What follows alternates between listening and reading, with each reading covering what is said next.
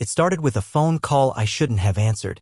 I was in a motel just off I-95, south of Richmond, the kind of place with flickering neon signs and a front desk clerk who looked like he hadn't smiled since the Bush administration. I'd pulled in late after a long workday, too tired to drive the rest of the way home and too wired to sleep. I sat on the edge of the bed, half watching reruns of some reality show where couples scream at each other in front of cameras. I had a hot dog from a nearby gas station sitting on a crumpled napkin next to me, lukewarm, rubbery, barely food, but I didn't care. I just wanted to shut off for the night. Then my phone lit up. April. Her name still made me smile. Even now, even when things weren't quite right between us, even when I felt the chill of distance creeping into our conversations like a draft under the door, that name still had a way of softening me. I swiped to answer, thinking maybe she couldn't sleep or maybe she just missed me. We'd been married for 6 years. Through moves, job changes, her mom's cancer scare, and the time I got laid off and didn't tell her for a month because I was too ashamed, through all of that, we always had this thing where we called each other at night, just to say goodnight. Even if we were mad or tired or halfway across the country. But this time, when I put the phone to my ear, it wasn't her voice I heard. April, you dialed the wrong guy again. It was a man. His voice was relaxed, kind of amused. Confused, maybe? He didn't sound angry, just surprised. Like this wasn't the first time it had happened. And then I heard her. In the background. Laughing. Not just chuckling, laughing. Carefree, light. That high-pitched kind of laugh she did when she was a little tipsy when she was around people she liked. The sound hit me harder than I expected. I hadn't heard her laugh like that in weeks. There was music playing, something low and rhythmic, like a party or maybe a dinner with wine and someone's curated playlist humming in the background. And then I heard it. A kiss. Not on the cheek. Not in a joking, we're all drunk and silly kind of way. It was brief but real. An asterisk, mate. Familiar. And that was when my stomach dropped. I didn't say a word. I couldn't. I just stared at the TV, my hand frozen on the hot dog I hadn't taken a bite of. My thumb hovered over the red end call button, but I didn't press it. I wanted to know if she'd notice, if she'd realize what she'd done. The call ended. A minute passed. Then another. My heart was racing. I felt stupid, paranoid, maybe for even reacting this way. But then the phone rang again. April. I took a breath and answered, trying to sound casual. Like I hadn't just overheard something that made my entire body go cold. Hey, she said, that same breezy tone in her voice. Sorry about that. Total accident. We're doing a little brainstorming thing at the office. Someone thought it'd be funny to mess with me. Pizza, wine, stupid jokes. You didn't think anything weird, right? There was something in her voice, too practiced, too smooth. Like she had rehearsed the excuse before calling. Like she already knew how it sounded. And yet, she didn't wait for me to answer right away. She filled the silence with a soft, nervous laugh. I said the only thing I could manage. Of course not. She let out a sigh, like I had just passed some kind of test. You're sweet, she said. I gotta get back, we're trying to finish up before midnight. I'll call you tomorrow, okay? Love you. Love you, I said back, but it came out flat. Automatic. I sat there long after the call ended, staring at the blank motel wall like it might start talking to me. I replayed the man's voice in my head. April's laughter. The kiss. That kiss? No matter how many ways I tried to twist it, it didn't make sense unless I accepted the one possibility I didn't want to face. That she wasn't alone. That she hadn't been pranked. That this was something else. But then again, maybe it was innocent. Maybe the guy really was just a coworker. Maybe someone did think it was funny to prank her by calling her husband.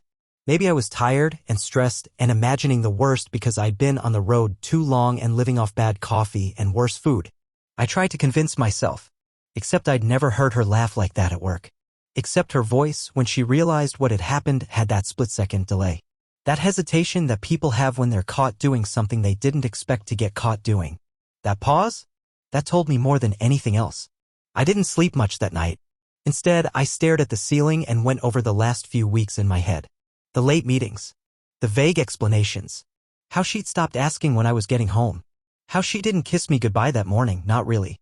Little things. Things I brushed off.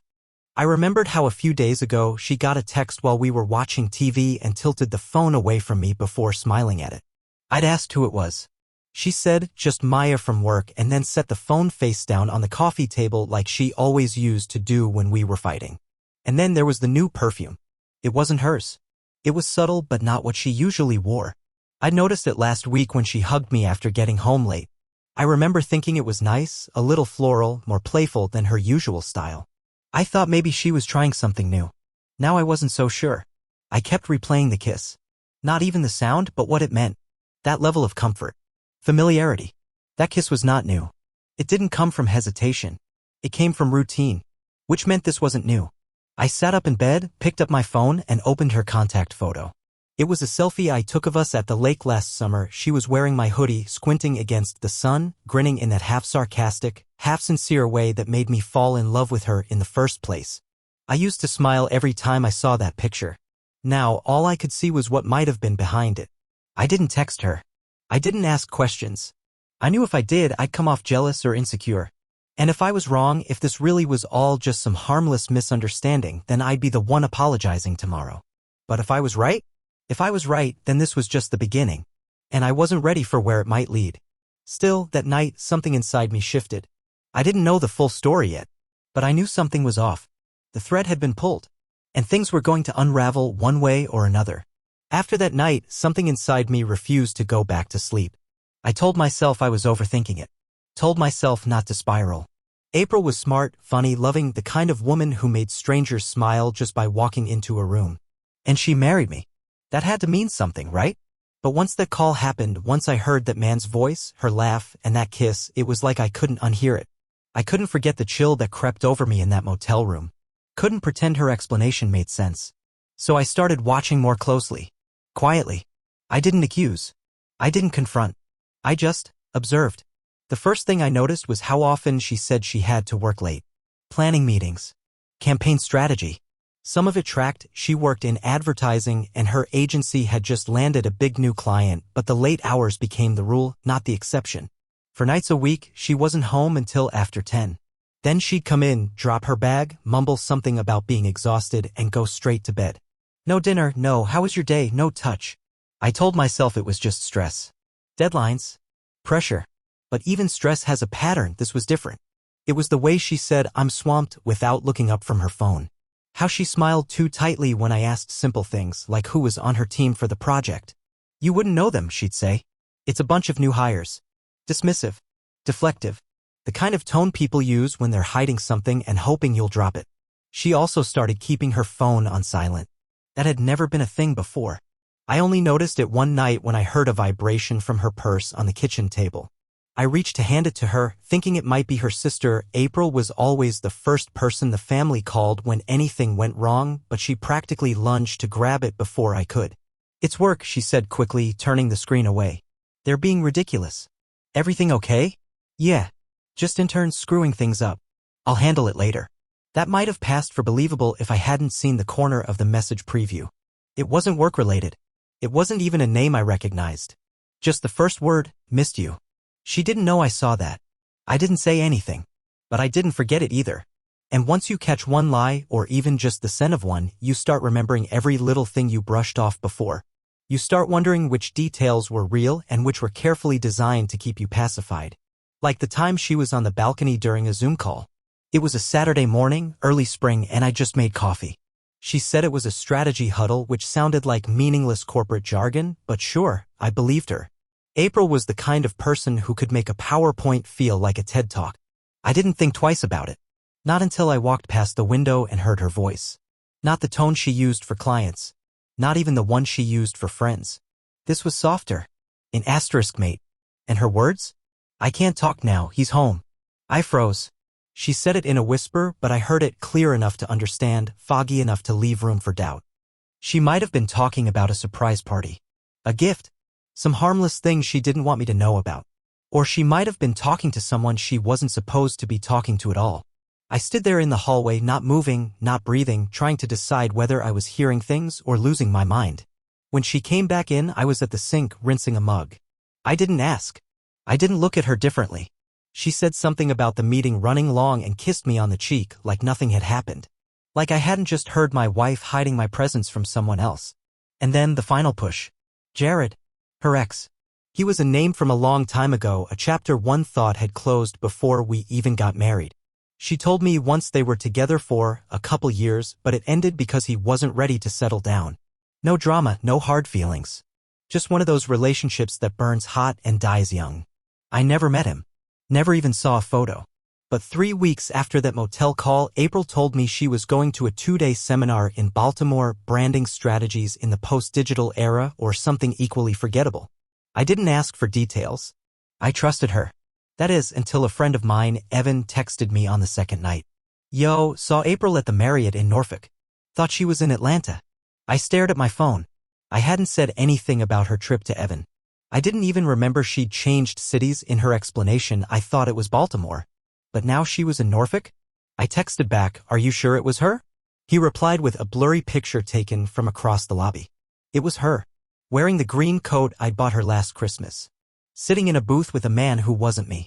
His face was turned, but they looked close, too close for just colleagues. She was smiling at him, not the kind of polite smile you give to a client, but the relaxed kind. Familiar. Safe. I didn't sleep that night either. She came home the next day acting like everything was normal. She threw her suitcase down like she always did, made a joke about airplane peanuts, and said she needed a long shower. I sat on the couch and nodded, pretending to scroll through my phone. I watched her walk upstairs. I noticed the way she didn't kiss me hello. Not even on the cheek. That night I asked how the seminar went. She gave me just enough details to keep the lie going, mentioned some keynote speakers, made up a joke about bad hotel coffee, said she was too tired to talk much. I didn't push. I wanted to see how long she'd lie. How far she'd go. Because the truth was, even though I didn't have proof, not yet, I already knew. The woman who used to tell me everything now guarded her phone like a vault. The woman who used to wrap her arms around me when she got home now hugged the wall. And I couldn't stop thinking about that message, "Missed you." I didn't know who he was yet, but I knew someone else had stepped into a space that used to belong to me. Still, I wasn't ready to blow everything up. Not yet. Because if I was going to confront her, I needed to be sure. No more guesses. No more gut feelings. I wanted facts. And the thing about suspicion is once it takes root, it doesn't go away. It grows. Quietly. Patiently. Until it becomes something undeniable. You know those moments where time slows down? When your body moves but your mind won't catch up. That's what it felt like when I opened the front door and saw her suitcase in the hallway. April had told me she was in Atlanta. Conference. Client pitch. 2 nights. I'd even helped her pack, folded her favorite cream blazer, found her missing phone charger, kissed her goodbye that morning. She waved from the rideshare, smiled like everything was normal. And now, less than 24 hours later, her suitcase, the one I'd zipped up myself, was back in the hallway. Sitting there like it had never left. I didn't slam the door. I didn't call her name. I just stepped inside, slow and quiet. Like a stranger in my own house. Everything felt off, the kind of silence that isn't empty but loaded. Like a room holding its breath. The lights were on in the bedroom upstairs. I heard water running. The shower. For a second, I told myself she came home early and forgot to call. Flight got canceled. Miscommunication. Something simple. But then I saw it, the watch. It was sitting on the dresser. Silver band, dark face, not mine. Definitely not mine. I hadn't worn a watch in years, used my phone like everyone else. This one was stylish. Expensive looking. Like the kind you'd wear with a tailored shirt undone at the collar. And it had been placed there, not tossed. Positioned. Familiar. I walked toward the bedroom door. Every step made my pulse louder. I didn't want to open it. I didn't want to see what I already knew. But I did it anyway. The door creaked. Just a little.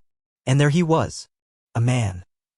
Maybe mid-30s, in good shape, sitting shirtless on the edge of the bed, scrolling through his phone like he owned the place. Like he wasn't in someone else's home, someone else's life. He didn't even flinch when the door opened. He just looked up. Not shocked, not apologetic, just mildly confused, like he couldn't quite place me. I didn't speak. Couldn't. The room was still, too clean, too lived in. There was a coffee mug on her nightstand. A second toothbrush in the holder. Things I hadn't noticed or had ignored. It hit me all at once. This wasn't new. This was established. He stood slowly, like he was debating whether to explain or walk past me. His eyes scanned me not out of fear but calculation. I realized then, he wasn't afraid because he thought I knew. And if he thought I knew, that meant April had told him things about me. About our life. Our patterns. When I'd be gone. That's when it truly hit me. This wasn't an affair. It was a parallel life. I backed away. No yelling. No confrontation. Just turned and walked out the same door I'd come through. I didn't even hear April come out of the shower. I didn't want to. I got in the car, hands trembling on the wheel, and drove without a destination. I ended up at a 24-hour diner, ordering a black coffee I didn't touch, staring out the window until the sun came up. I couldn't tell you what I felt exactly. It was too many things layered on top of each other. Anger, numbness, disbelief. There's a point where your brain just shuts the door on the emotion and starts cataloging evidence. That's what I did. When I got home, she was gone. Not for good, just out. No note, no apology, no explanation. Just the echo of someone who wasn't sorry enough to stay and face what she'd done. I sat at the dining room table for hours. At some point, I remembered her laptop was still on the shelf by the desk. She never used it for work anymore. She had a new one from the agency, but she hadn't gotten around to wiping this one clean, and the password hadn't changed. I opened it. I don't know what I expected, maybe nothing. But there it was, a folder on the desktop labeled Archive. Not hidden, not encrypted, just sitting there waiting. Inside were photos, dozens. Her and Jared. Yeah, him, the ex. I recognized him from Evan's blurry hotel photo, the same guy from the Norfolk Marriott. Now he was on my screen, shirtless, arms wrapped around April at what looked like a cabin getaway. There were pictures of them at the beach, at a winery, laughing over coffee. Some selfies. Some clearly taken by someone else, which meant other people knew. I clicked through them in a haze, each image cutting deeper. And then I saw the messages. They weren't just flirty. They weren't even just romantic. They were committed. They talked about future vacations. How much they missed each other. How the lie was getting harder to maintain. And then, in one message from her to him, "You're the one I really live with. He's just the shell I hide behind." I sat there for a long time, reading that line over and over. Not crying. Just gone. That version of me, the husband who still believed, he died in that chair. I closed the laptop, walked outside, stood in the driveway like I was waiting for something to hit me. Maybe a breakdown, maybe rage. But nothing came. Just this quiet, steady realization. She didn't stumble into this. She built it. And she kept me in the dark because I made it easy. Because I trusted her. Because love, when it's real, doesn't come with backup plans. But apparently she had one all along. I don't remember sleeping that night. Not in the usual sense. At some point, I must have dozed off in the chair by the window, because I woke up to the pale gray light of morning cutting through the blinds. It was the kind of light that doesn't feel warm or new, just empty. I stood up slowly, feeling like I'd aged 5 years overnight. Everything ached. My back, my head, my chest, most of all. April still wasn't home. No missed calls, no texts, nothing. Just silence, and not the peaceful kind. By noon, I started packing. Not her things, mine. There was an apartment I'd rented a year ago for work travel. A just-in-case situation when we were remodeling, and I needed a place closer to a client site. I hadn't used it in months, but the lease was still active. I never canceled it. I don't know why. Maybe some part of me saw this coming before I was ready to admit it. I packed deliberately, not angrily. I wasn't slamming drawers or tearing through the closet. I didn't want her to know I'd been there. I took what I needed.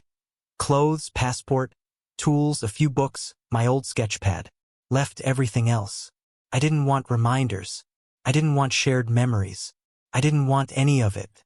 The house was in my name, something we decided early on, since my credit was better at the time and her job was more fluid.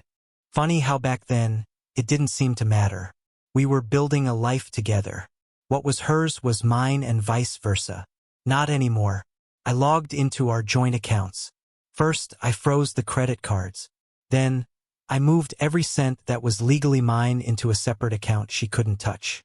I changed every password I'd ever shared. Netflix, Spotify, Uber, all of it. I wanted her locked out of my life in every way. Digitally, emotionally, legally. The photos came next.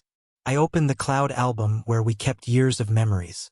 Vacations, birthdays, that trip to Maine where we got snowed in and built a fire and danced in our socks.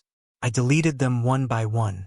Not because I wanted to erase the past, but because I couldn't stomach seeing it through the lens of a lie. The pictures were real, but she wasn't. When I was done, I unplugged the laptop and left it on the table with a note. Nothing dramatic. Just a single sentence. You don't have to explain. I saw everything. Then I walked out and closed the door behind me. I didn't slam it. I didn't look back. I drove straight to the apartment, the spare one, and when I got there, I didn't collapse in a heap or break down. I just sat on the bare floor for a long time and let the quiet wash over me. That night, she started texting. First, it was confusion. Where are you? I just got back. Your stuff is gone.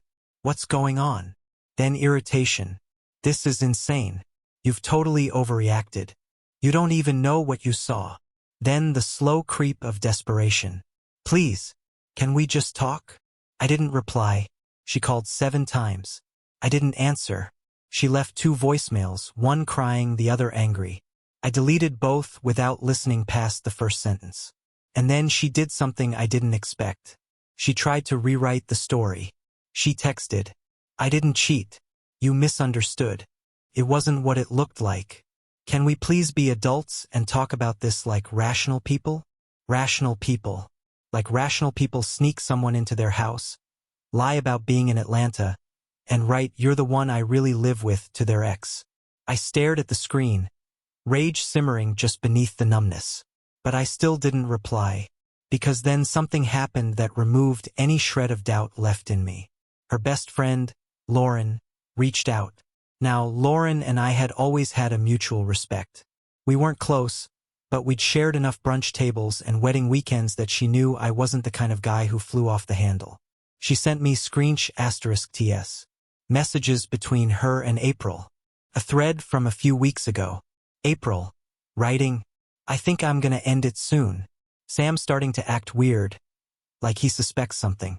But I still need him until after the bonus hits. And another, he's too passive, too loyal. He'll be hurt, but he'll recover. He always forgives. I just have to time it right. I stared at those words for what felt like an hour. He always forgives. That was what she thought of me, that I was some kind of safe harbor. The backup plan. The fallback. The steady hand she could use to keep her real life afloat while pretending to play house with me. That was the moment I stopped feeling heartbroken. I felt humiliated. Used. But more than that, I felt awake. Because everything I'd done, every kindness, every time I put her needs first or bit my tongue to keep the peace, none of it meant a damn thing to her. I wasn't a person. I was a placeholder. And that's when I made the real decision. I wasn't going to be the guy she half regretted losing. I was going to be the one she never deserved in the first place. The day I hired a lawyer was the first time in weeks I felt something close to clarity. It was a Thursday. Rainy. Gray. The kind of day that makes everything feel heavier, or maybe I just felt that way inside. I sat across from a man named Fisher, tall and soft-spoken, wearing a navy suit and tortoiseshell glasses. His office was clean and minimalist, and he offered me a cup of stale coffee I didn't touch. So, you're certain? He asked, tapping a pen against a yellow notepad. I'm done, I said. My voice didn't even shake. I just want it over with. He nodded, businesslike. Any assets? Property? Shared accounts? Vehicles? The house is in my name, I said. All the rest is already split. I've handled it. His eyebrows lifted slightly. Efficient. I didn't smile. I've had time to prepare. He asked more questions. I answered them. And just like that, the process was in motion. Divorce papers would be drafted. Notifications filed. I gave him the *TS from Lauren, copies of the messages, even the folder of photos from her laptop. I wasn't out for revenge. I just didn't want her twisting the story. Because she would. Eventually. She already had. By the weekend, she was back at my parents' house. Yeah. She showed up there like she hadn't hollowed me out. My mom texted. April came by. She seemed upset. Do you want us to talk to her? I told them no. Told them she was lying. Told them everything or enough of it. My dad, quiet as always, replied, Understood. Doors closed. April tried again. She called from new numbers, made fake Instagram accounts, sent me a long email with the subject line, "I never stopped loving you." I read the first line. "I'm sorry for how things unfolded, but I need you to understand." Closed it. Then I made a new email address. Knew everything. I drafted a final message. Simple. Final. "You ended everything. Don't look for me." And I blocked her. Every account. Every phone. I told Fisher to send all legal correspondence to my new address and not to give her my whereabouts under any circumstances. I changed my emergency contacts, my billing info. I erased the life we shared like a hard reset. Then I left. Not dramatically. Not with suitcases flying or some farewell speech in the rain. I just packed up my things, cleared out the apartment, and drove west.